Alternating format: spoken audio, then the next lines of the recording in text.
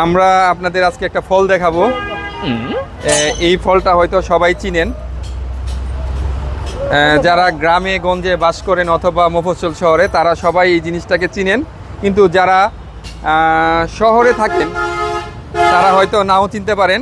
তাল যখন ছোট অবস্থায় থাকে তখন এটাকে বলা হয় আষাঢ়ি।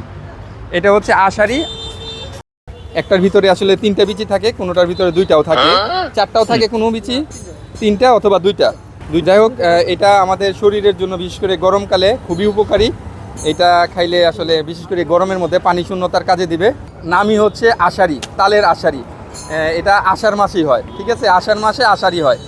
জসিম ভাই, এগুলা কত করে বিক্রি করতেছেন? 20 টাকা পিস। 20 টাকা পিস, মানে একটা আষাঢ়ি 20 টাকা। আর একটা 20 টাকার ভিতরে কি থাকে? 3টে বিচি থাকে, এই তো। এই তালের আষাঢ়ি কিন্তু খুবই মজা এবং সুস্বাদু, কিন্তু এটা খাওয়া অনেক কঠিন। আপনারা যদি এই তালটা ধরেন কিনে নিয়ে বাড়িতে খাওয়ার চেষ্টা করেন তাহলে কিন্তু খাইতে পারবেন না, কারণ এটা কাটা খুবই জটিল।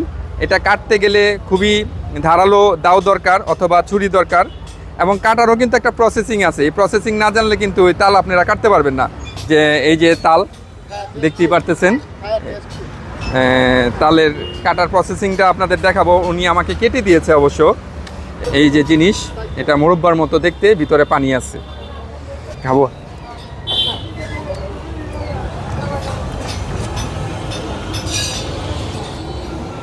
এটা